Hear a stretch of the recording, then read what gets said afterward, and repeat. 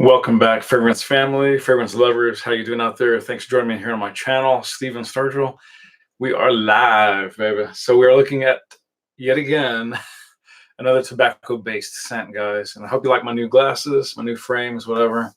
Kind of like throwbacks a little bit to the old days, for the 50s and 60s, but they have a little bit of modernity to them. Well, we're looking at the house of Brecourt. Now, this is another tobacco-based scent, subversive, or subversive in English. Not looking at that one, you have to catch my channel sometime in the future for that guy. Today, we are indeed looking at its kissing cousin, Contre, Pouvoir, which means counterpower in English, more or less, or against the power. Either way is fine. I think maybe colloquially it's just sort of a play on words in terms of light versus dark, and different types of elements sort of thrown together where they're sort of straining for some kind of harmony. But I don't know, we'll get into it. Anyways, what a philosophy. Let's get into this fragrance. Oh, wow. So I sprayed it on here while ago on the hand, but I will give you guys a little demo. Beautiful mister, absolutely gorgeous misting action. This is a fairly strong fragrance. You don't necessarily need a lot, but if you do go heavy, it's not really going to blow the doors off. It's got a strange characteristic in the sense that it's rich, but it's not just outright beast mode, and you can somehow go heavy and still kind of stay light. I know that sounds bizarre, but trust me, that's what I found with these fragrances, in particular, Contre, Pouvoir. So, again, these are all just like black glass bottles, very simple, very elegant. I'll show them side by side. And these etiquettes are cloth. The stickers are cloth, which I find kind of intriguing and extremely rare, really, in the world of perfumery. I hope that the audio is getting my... I'm going to turn up the speakers a little bit, see if that gets a little bit more. Okay, I think that's doing better now. Okay. At any rate, let's get into the notes, and then I'll talk about my personal take on the fragrance. This was created back in 2010, so it's definitely not that new. It's been on the block for about almost a decade. It's got about a 4 out of 5 on Fragrantica. If you go by such things, I kind of like to use them as just a popular yardstick. It's not set in stone. You may come away loving a fragrance that has a 2.5, and even almost hating a fragrance that may have close to a 5. So you need to be your own ultimate arbiter. But I will say this, guys, if a lot of terrible things are being said by people that you know are very qualified and or seem, at least on paper, to share a lot of your same sentiments, buyer beware. They are probably right more than not, and so on and so forth. But anyways, let's get into it. Okay, top notes: bergamot, grapefruit, and cardamom. Yummy. Heart is licorice wood, mate, and elemi. And finally, in the base, we get vetiver, tobacco, ambroxan, and meliloti. I have no freaking idea what this is.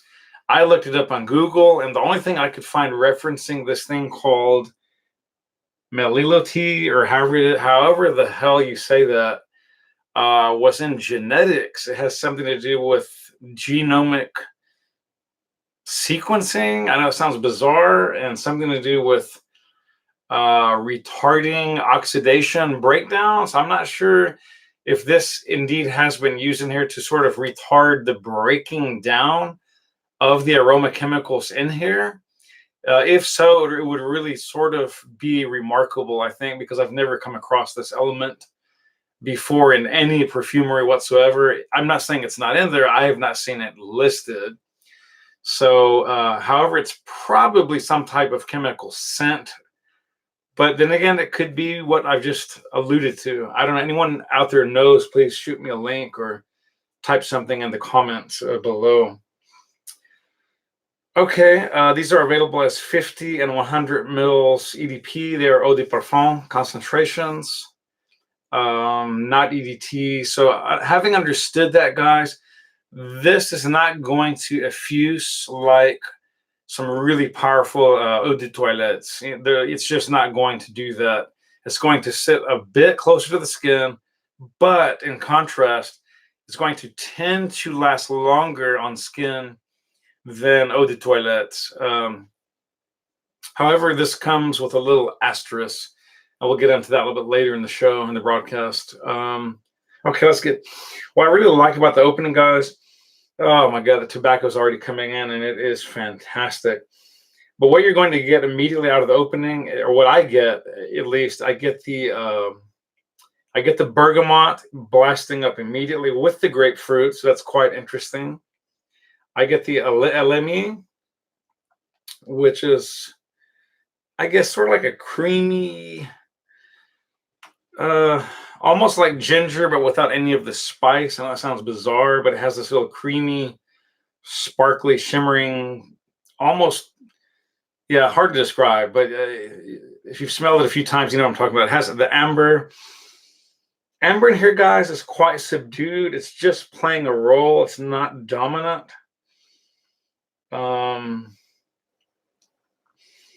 Likewise, the clover in here, it's obvious into the opening phase. I mean, into the blooming, blossoming phase, but I don't think it's not overpowering. It's used very, very sparingly. You can detect it. I'm not saying you can't, but it's only playing a contextual role in this recipe, if you will. So vetiver here, it is fairly obvious. I won't say pronounced, but it's very obvious that it's there. But at the same time, it's so well blended with the cardamom. I think this has holly in it as well, or something like that. I think it has holly wood. Let's see. Okay, if this thing can work. Let me try this again. Come on, man, this clicker's not working. Sorry for that. I'm not sure, but at any rate, there's some other stuff in here, but the licorice and pardon me, hold on. Yeah, it does have holly. That's pretty cool. I'm not used to that note in here in perfumery.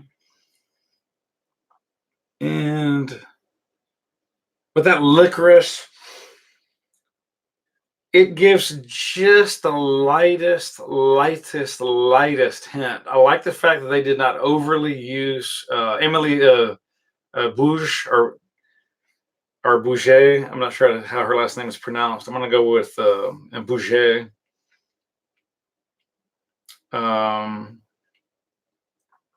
But Emily, I like the fact that she didn't overdose on licorice. I'm not the hugest fan of licorice, truth be told. I don't mind it being in my fragrances. I don't like it necessarily just hogging the whole stage and smelling like a weird European candy shop. That's not my idea of a good fragrance. So I like the way she blended here between the fresh, sharp citrus, almost sweet citrus of the bergamot and the grapefruit, mixed with the vetiver and the tobacco and the clover. This is a knockout scent, guys. I promise you, come winter and fall, this is going to be near the very top of my pyramid of perfume power, if you will. My go-to choices. This will be top shelf come fall, come winter. Oh my God, it's such a sensuous yet balanced, refined, aromatic type fragrance. It's lush, but it's not over the top. You know what I'm saying? This makes a statement of a sheer sensual elegance. If you want to know, guys, what is the lifestyle of a multi-billionaire, forget millionaire, this is the type of scent you wear when you're going to go out, regardless if you're dressed to the nines or just dressed down with like Dockers or like sailor shorts and sandals. It doesn't matter, but you're feeling like you own a skyscraper and like a fleet of Lamborghinis and Teslas and Ferraris and so on and so forth. Whatever car, gets your fancy. This is that type of scent. Get your nose all over the house of Brecourt out of Paris, France. I don't know why so many perfume review channels online are sleeping on this house. I have absolutely no idea why. Stop it already. Get all over this house. Buy you a sample, buy you a decant, buy you the whole dang bottle of Contre Pouvoir, and you will be absolutely, I think, very satisfied and enthralled, if not outright blown away. Now, there is one minor negative on this fragrance, and it would be disingenuous and dishonest for me if I did not also cover the hey, you are dumb. Hola, ¿qué tal? He is saying, nice hat. I'm a clone of Joy Amin. Not really a wrestling fan. To be honest, when I was a kid, I was. I watched a lot of WWF and early American wrestling. They had all kinds of names back then growing up. I was very much a fan when I was like, I don't know, 11, 12, 13, that type of thing. And then I very quickly grew out of it. But it was fun while it lasted. I'm not mad at anybody or any adults out there that want to keep on loving wrestling. That's fine. But hey, we're here to talk about perfumes, right? So anyways, back to this wonderful scent that we're looking at, guys, which is Contre Pouvoir, which means sort of like against the power, against the grain, counter power, if you will. This is such an elegant scent. The tobacco is obvious, but it's certainly not the only star of the show. It's just very, very blended in with the grapefruit, with the vetiver, with those other spices and aspects. So it's just a very unique fragrance. I think that it can comfortably go absolutely toe to toe with, in general, the best that Creed has to offer, the best that House of Amouage has to offer, Maison Francis Kurkdjian, and so on and so on and so forth, and even Tom Ford. Now, I'm not saying this is quite, this may not quite match those houses' absolute best, but it will absolutely more than hold its own, if you get my gist. This pulls no punches, guys, and it punches so far above its weight class. Oh, by the way, before I forget, you can, if you look around online, you can get this out of Italy. I'm not going to list the website. A little research online and you'll find it, because I don't want to get them shut down. Let me explain to you guys what's going on globally just a little bit before I end the broadcast.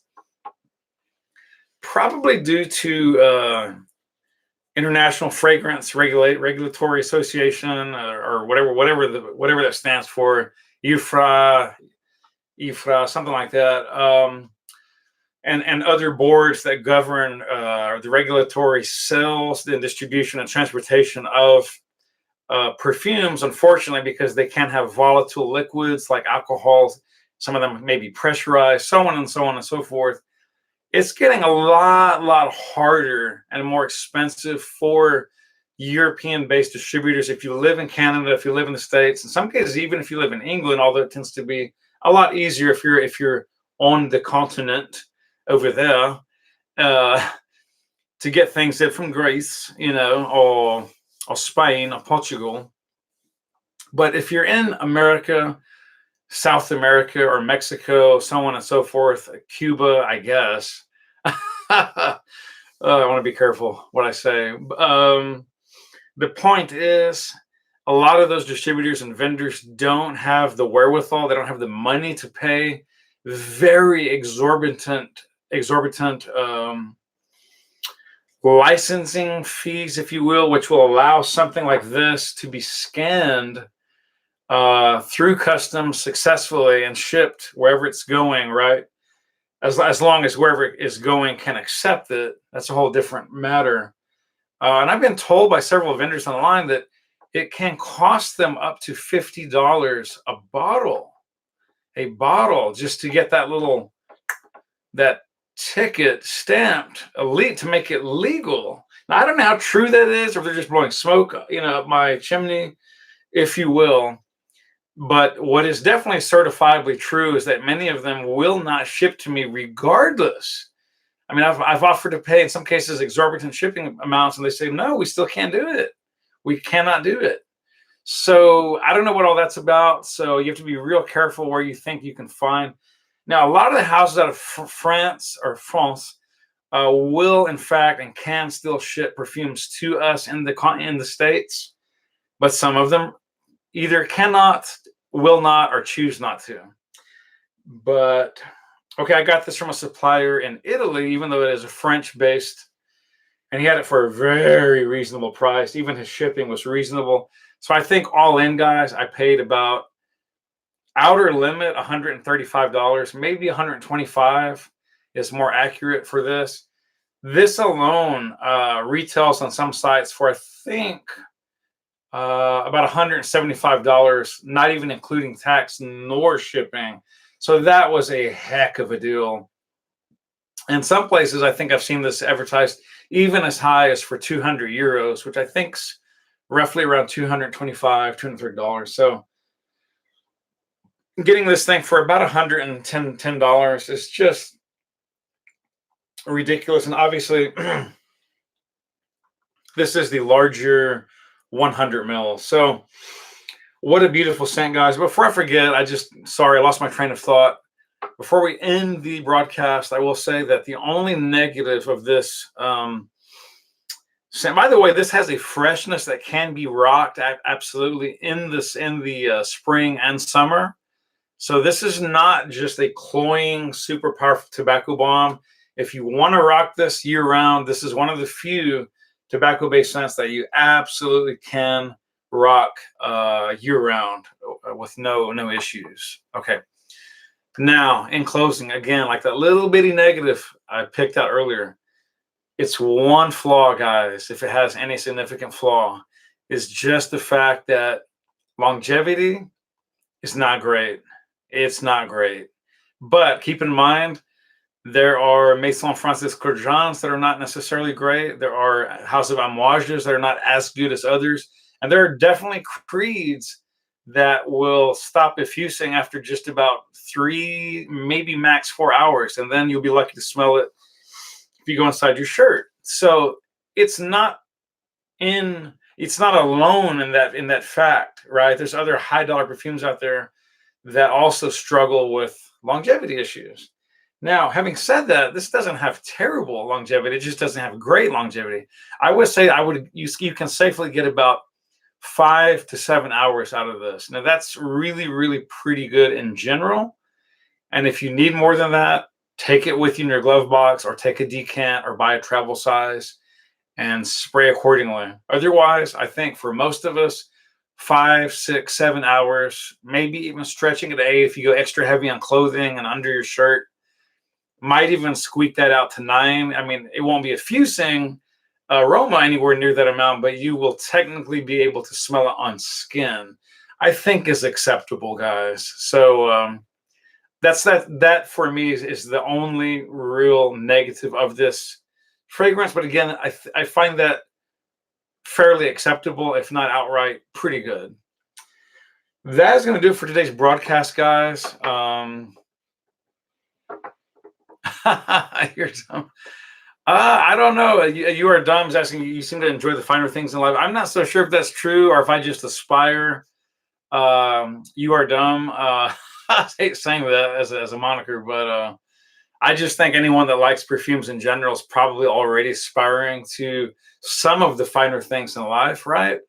It's just something to shoot for. I mean, I hope no one keeps score by, I have this and I have that. and you have that, and so I'm better than you, or you're more than me because you have that.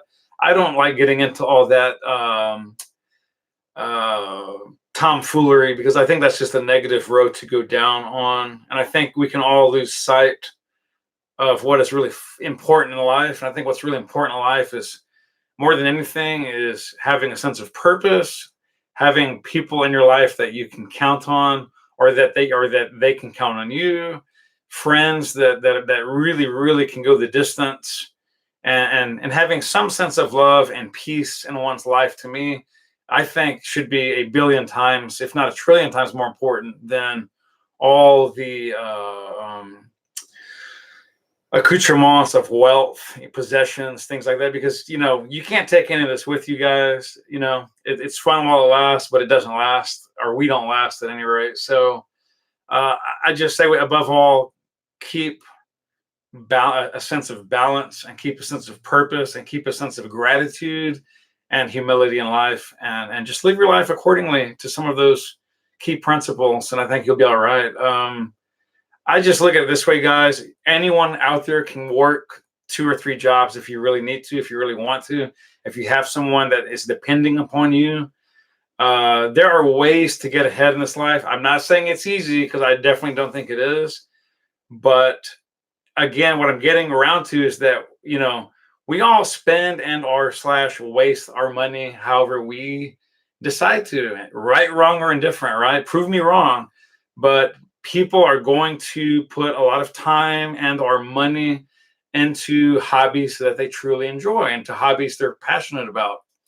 And they're not going to spend time and/or that much money in things they don't like doing. So I think it only follows that, our energy, our mind, our thought processes are going to go into what we truly enjoy doing, and they're not going to go where we don't. And that's not always a perfect recipe. I just think it's a general truism, if that makes sense. No, I'm definitely not a wealthy man, Mr. You Are Dumb. I wish I was. I may be intellectually very wealthy. Unfortunately, in terms of physical possessions, yeah, definitely not that wealthy at all, unfortunately. But if I give you a little bit of a facade of that, well, then bravo. I guess I've done my job. No, those are all just chess books, Mr. You're Dumb. So it's probably highly suspect of my judgment to have spent this much money on chess books over the years. And by the way, I did not amass all this in 1 week, nor 1 month, nor even 1 year. I amassed these over several years, for what it's worth. And I bought a lot of them used, so I did not pay full retail for that many of them at all, except just maybe a few tomes I felt like I had to have. But most all this stuff was bought on fairly deep discount for the most part, or at least some discount. So yeah, I'm just an avid chess player, for what it's worth, and definitely not a wealthy guy. I would aspire to be someday, and maybe I will, maybe I won't. But at any rate, guys, it brings me back to the point that we're all here for the same thing. We're here for the journey. We're here for the path of life, hopefully that aspires to the path of wisdom, and not only the path of knowledge. Knowledge is great, but wisdom's a lot more valuable, in my humble opinion. Anyways, guys, it's been a fun live cast. Thanks for joining in. You Are Dumb. I hate calling you that. That's your moniker, just FYI. But at any rate, yeah, it just makes me feel a little bit silly. But at any rate, guys, thanks for joining me here on my live cast. Tune in next time. We may or may not be looking at Subversive, this other perfume in the line of Brecourt. That is a little more appropriate to the winter and fall, unlike I'm looking at the wrong one. Sorry, Subversive's here. Pardon me. The Subversive is more of a wintry, fall-like scent, whereas I think Contre, Pouvoir can be indeed very comfortably used year-round. That's going to do it, guys. Signing off. Spray often, spray well. Live life on your terms if you can. If you can't, God be with you, and I hope you find the strength and the fortitude and the luck to get there eventually. Because remember, guys, Rome wasn't built in a day. And the good old US of A is very, very young indeed compared to many, many other countries that have existed around the world. So uh, hopefully we can all keep growing as a planet and as a species. Take care. God bless. Peace out. Love you guys. Booyah.